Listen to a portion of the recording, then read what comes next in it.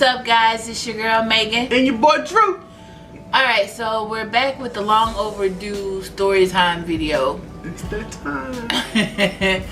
Hopefully we've gathered your attention and everything with our story thus far, and you stuck around through all the roses and fairy tales and all of that stuff with our with us from day one. Now the fun begins. Well, that's what you call it. Yeah, because it's the fun part. Well, it's the growing pains of marriage. It's the fun part, the first year. Yeah. Because some people say that if you make it through your first year, you're good. I heard the first 3 years. At least the first year. If you make it to that 1 year anniversary mark, you're good. You're doing okay. You're better than some. Yeah. So leading up to the first 3, but this one is gonna be up to our first year. Yeah, up to our first year. Maybe years 1 and 2, because we're combined. So that this won't be.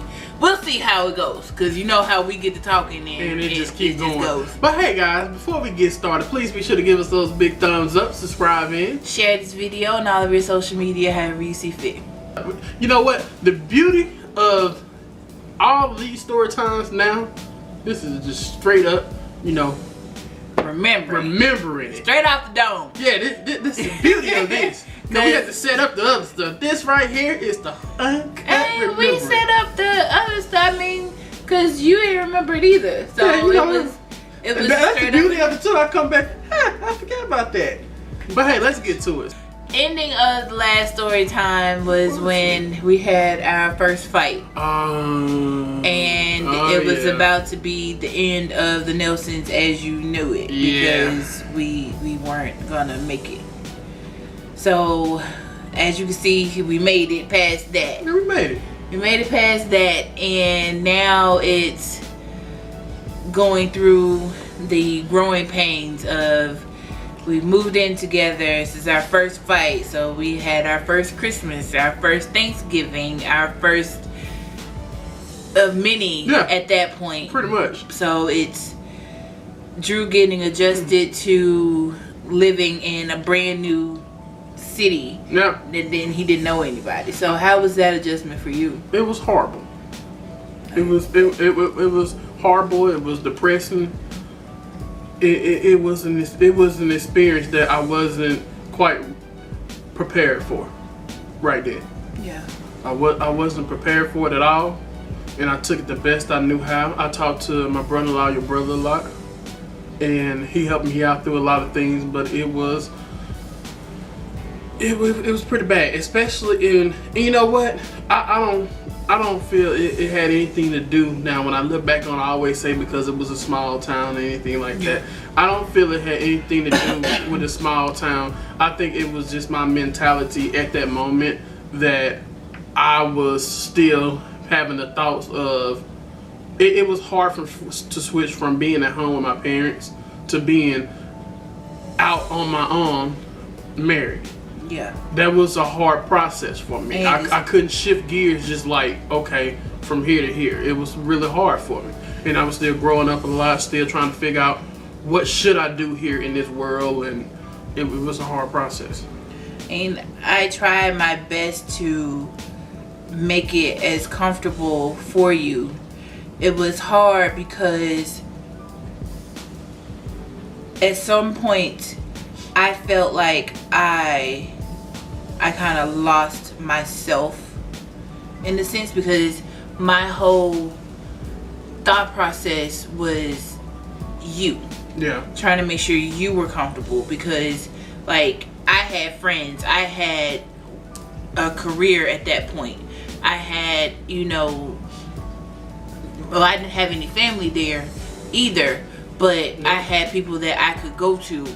So it was like, after work we might go to Applebee's or whatever to get a drink, and I'm like, no, I can't, because Drew's at home. He's been at home all day with nobody to talk to. He doesn't have anybody to go out with, so let me go home and be with him. So even on my off days, I'm tired, but it's you know, let's find something for us to do because he's been stuck in the house all day. Yeah. And at some point, I can't lie and say that there wasn't like a little bit of resentment and sometimes, because I didn't know, like, because you still didn't have a job at that point. Yeah. So it was still all on me. And the fact that your parents helped out when they could, but then again, it was still that, you know, it wasn't guaranteed. It wasn't guaranteed, but it was, you know, them being in our stuff. Yeah, that's, you know, that too. And it's like, okay, I'm working sometimes 12 hours a day, and I'm coming home and having to deal with your depression because you've been at home all day. You know, Yep. I think I may be guilty of trying to not buy your love, because I never did that. Yeah. But I think I tried to pacify you with things to help make you comfortable. You know what I mean? Because we would, and I'm still an avid Sims fan, because I remember this one. I went to go buy the Sims expansion pack and he threw a fit because he didn't buy anything or he didn't get anything.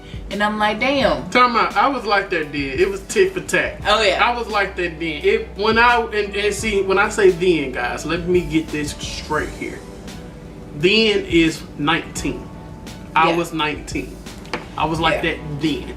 Oh yeah, you're definitely not like that. I was like that then. But yeah, it was tit for tat. It was, hey, you go get something, I go get something. You go get something, I go get. And that's what it was. Even if I wasn't working, that's what I still felt like it should. Right. Because it was, you know, in our house, it's always been. And we always had one account too. Right. That's what I was getting to. It's always been one account. And when I've always been the budget person, or I've always been over the bills. So once the bills are done, then it's time we can play, basically. Yeah. But at that point, it's, you know, one income, two people. We're paying rent, we're paying utilities, because at that point I'm, you know, trying to make sure he has cable to watch. We got satellite, we got cell phones, we got all this other stuff, and he had no idea that I was going to the check cashing places, basically cashing my check to take out a payday loan to turn around so that we have money to be able to do things. So it got to the point where I get paid, I'm having to leave work, go to the check cashing place to pay on the loan that I just got like 2 weeks ago, then having to turn around and get another loan just so that I can have money to pay bills. So it was a revolving circle. If I had a clue then, it would have been a wake up call for me, and some kind of way I would have stopped that. But you know what? I really can't even say that because I still had a lot of growing up to do. You knew about it, but you didn't know the severity of it. No, I didn't have a clue. Because honestly, I thought you was making enough to take care of everything around there.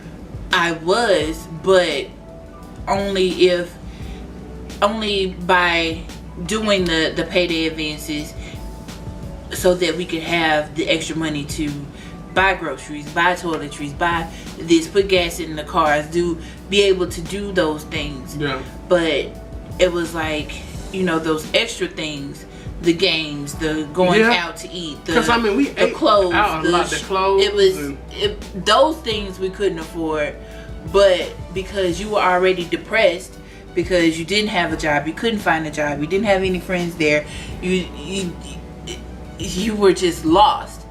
Yeah, that was my way of saying, okay, I don't want to add to the stress. I don't want to be the nagging person. So let me just take it up on myself to do what I need to do to help us. And in a way, I'm kind of happy you did it that way.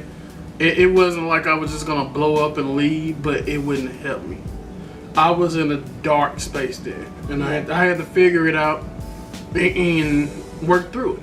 but I was in a dark space then, and it wasn't anything about our relationship. It was just I got sick of being helpless. Yeah. That was the biggest thing, because I was honestly trying to find a job, and it wasn't like job was plentiful. Yeah. I mean, it was in a small town, and it wasn't like they was plentiful. Do you remember? I remember this one time, and you probably don't remember, when I went out with some friends of mine, and we went out to eat into the movies, and I asked you. I've always asked. Yeah. Not that I needed your permission to do anything, but just so that there was a respect level thing. Common courtesy. Yes. Yeah. So I've always asked if it was okay if I did this or whatever, and you were like, yeah, but deep down you like no, because you wanted me to stay at home with you. Yeah. And so I went, and next thing I know, I see you pull up at the restaurant. You didn't come in, but I see your car, the truck, in the parking lot. And I was like, okay. And so then we eating or whatever. I couldn't really enjoy myself because I'm knowing that I see you. And so then, because right before I left. That Mexican restaurant? Yes. Yep, I remember that. And so right before I left, you're getting dressed and you're like, well, I'm going to the movies too. And so we went to the movies, and you went to the movies by yourself, just so that you could go. So it was like those type of things that I was that. Like, what the hell? Yeah. It was that tick for tax. I'm like, still. damn, I can't even go out with my girls for the lack of. And you didn't even want to see that movie. I think you went to go see Big Mama's House or something. Yeah. And you didn't even want to go see that movie. I don't even think I went to the movie. You went. You went. I went. Yeah. Because we was in the same movie. Awkward. You in the back. Awkward. Yeah. Awkward. Very awkward. Yeah. And during those times, I needed you more than anything. I just needed you with me. I know it was. But you really never selfish. expressed that to me. I know, and I didn't know how. And I wouldn't have never known. I thought I didn't know how, but anything like that was like a slap in the face. It's like you getting home, and like you saying, you working all day, and I'm saying, hey, I'm about to go hang out with my friends. And at that moment, we haven't been to a movie in a while. No, we have. We used to go to the movies all the time. Yeah, we did. We used to go to the movies all the time. We used to go out to eat all the time because I stopped going out with them. Well, I probably was pissed off that you was mad. One of our nights. I wanted us to go to the movie, and that should have been part of it all the time. I mean, and honestly, that was my thought frame then. It's like, but that's what I'm saying. You never expressed that to me, so I'm not a mind reader. I don't know. I didn't want to make you mad. But that made me mad. I didn't know. Oh, I was pissed. Yeah, I didn't know. I was pissed. Yeah, I didn't want to make you mad. You know? It was a lot of growing up in between there I had to do. And see, you was, but see, it was so, I can't say easier, but I could say in a sense, easier for you because you was already on your own. Yeah. You already knew the ropes. You already knew what's gonna happen. You know, in a sense, you know, because you're on. Yeah. I've been with my parents my whole life, and just said, "Hey, mom and dad, I'm moving out of the house this date," and I moved in with my fiance then. So I had a lot of adjustments that I didn't know what was going on. Especially, I wish, you know, in a way, I wish I would have known more than what I did then, but it probably would have made it worse because I couldn't do nothing about it. Yeah. So when I say I had regrets at that point, it wasn't ever a regret of being involved with you. I think the regret that I had was if there was ever any time that I regretted the age difference, it was then. Yeah. Because I was like, I had regrets on that too, because and that was another thing I had regrets on, because I knew what I just said, that and then you already been in your own for so long. I was like, she's still in the mind frame that I'm here, but then in a sense I'm not here, because she still got to get adjusted to being married. Oh, with yeah. her fiance also. And then she already up on the game because she been out here longer than me. And I'm like, hey, so I really don't know what I'm dealing with right now, so I'm gonna have to take the best I could. So yeah, it was two-sided on that.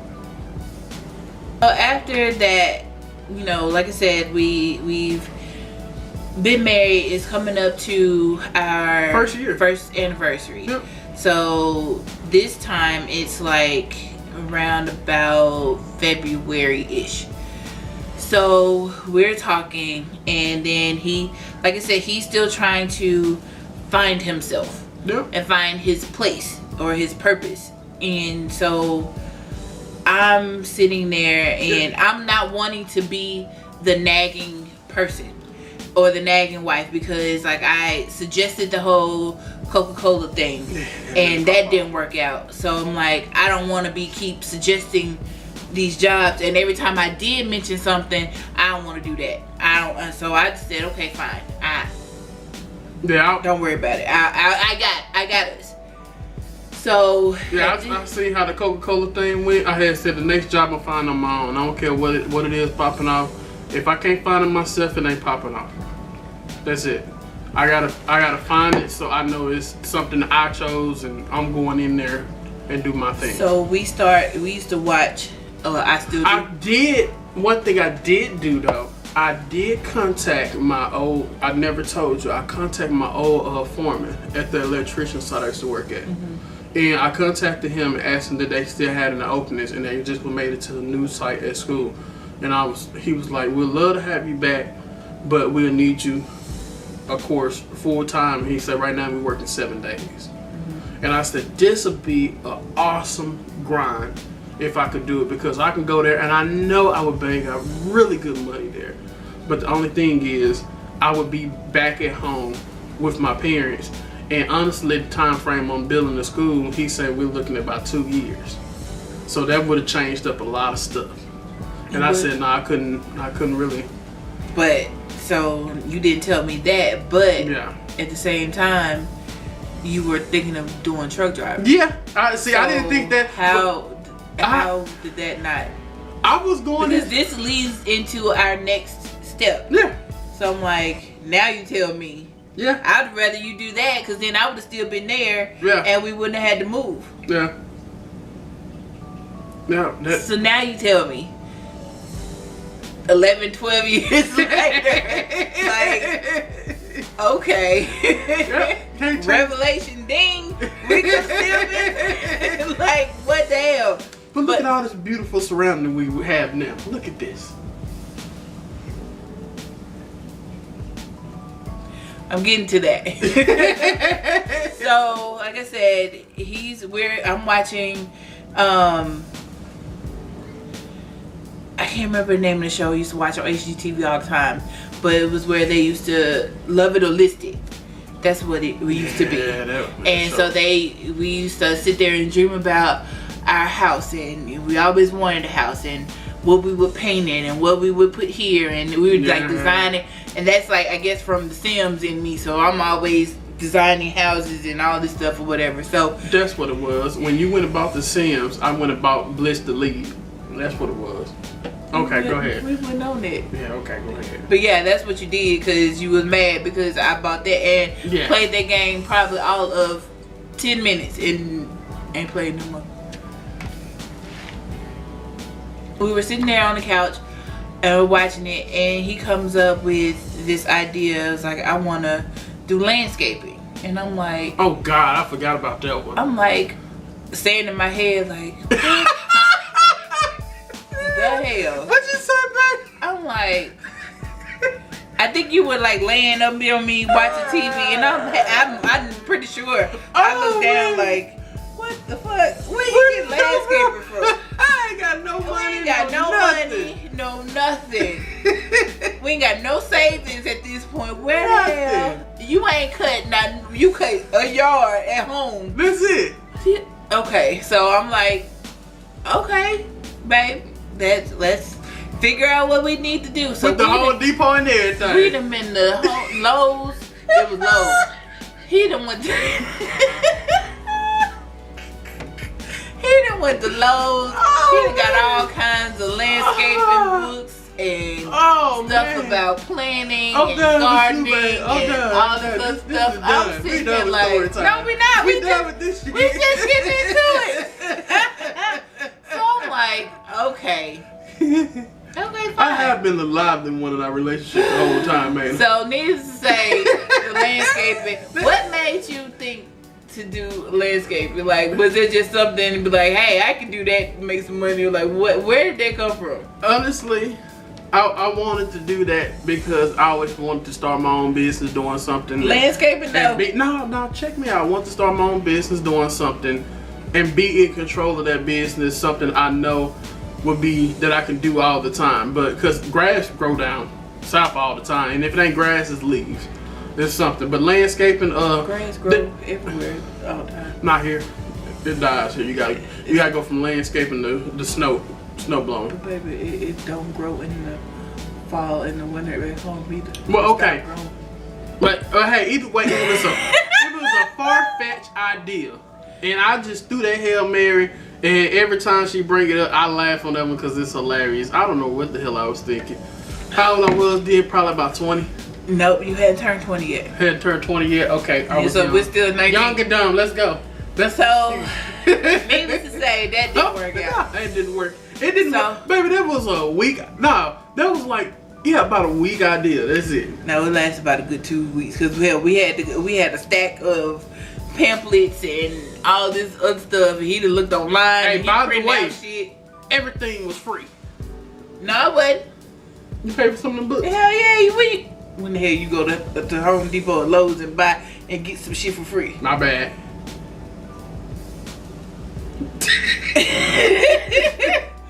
The next thing was, so mind you, I'm still working at Smart Style, the salon there, and I'm like going to work, and you were working about 14 to 12 hours there. It wasn't taking a toll on my job, but there were some days because we didn't see eye to eye that I wasn't in a rush to come home. I can see that because I wasn't in a rush for you to come home. I wasn't in a rush. I wasn't in a rush for you to come home then. I can see that. Because it'd be like, okay, I come home. I haven't seen you all day, but I come home, I go take a shower. By the time I come back downstairs to eat or to even talk to you, you then went upstairs and you gone to bed. And I'm like, oh, fuck it. Yep. What's the point? It was, that's what it was then, because I felt, even though you didn't say it, I still felt all the judging. And I'm to myself feeling like, hey, I'm trying to do something or figure something out here. And it was just like a judgment zone. It wasn't a judgment from me because I can only go by what you're telling me. Yeah.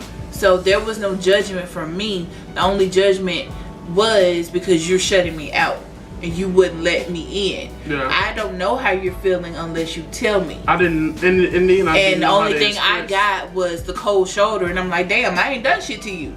Yeah. I just came home. Like, what the hell? I didn't do nothing. But you shut me out, and it's like, okay, fine. Yeah. We sleeping in the bed, backs to each other, no talking, no nothing. Like, and we didn't have cell phones like we do now. So it was backs to each other, and that was about it. Yeah. That was He's about asleep. it. I'm asleep. And I'm sitting there watching TV. Like, okay. Or I go downstairs and play The Sims. Yep, she did.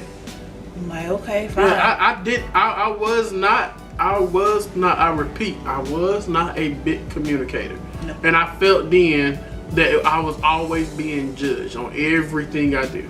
Everything. And I felt then that was something in you. Because who was to judge you? I thought you was judging me. How? I ain't even at home, so how I would not judge you? But when like we was just talking about, I come up with idea. Okay, that was a far-fetched idea. You had the right to be judging me on some of those things. But no, I didn't even judge you then. I went along with it. Did you? I didn't. Hell, how do we end up at Lowe's? How do we end up at Home Depot? I'm like, okay, babe, if that's what you want to do, then what do we need to do to get this? started. Yeah. How would I judge you? I don't know. But yeah, so after the whole thing with the landscaping company didn't pan out. Okay. So I'm still working. I have my career started there, you know, the manager or whatever at Smart Styles and stuff. So in that sense, everything is starting to level out, and he's not talking to his mom about our personal stuff as much, so things are on the better scale of that situation. But you still weren't talking to me. Yeah. So hey, I prove one thing. Can we get through this story time? Okay. So now you come up with the idea of driving trucks. So as soon as you mentioned it, the only thing that came to my mind was all the stories I hear about in the salon where their boyfriends or their husbands drive trucks, and not saying that I would do it, but they always have somebody on the side, or the guy always has another family on the side. And I'm like, damn, we haven't even made a year yet and you're already talking about leaving me. Now I didn't even know that you had that conversation with your old job, but now saying that, I would probably been a little more open to that idea, even though I did knock the whole thing about driving trucks, but I probably would have been better with that idea because that was 2 hours away, and if I really wanted to see you, I know where you are. Or you could have probably even transferred there. One of the two, but we could have made that work rather than you. But I see where you were going with it. You were thinking money, and we need the money, and that would have been a good. I was thinking two things. I was thinking money and us traveling together. I was hoping, this was my plan. I was hoping to drive trucks to make enough money so you wouldn't have to work and you can ride with me. I remember you saying that. That was my honest to God truth plan, and that was what I was going for. But at the time, I knew one of my close friends, her husband drove truck for years, so yeah. I knew all about it. And don't get me wrong, I'm not saying that she had somebody on the side or anything like that. I'm talking about other people that I knew, so not her.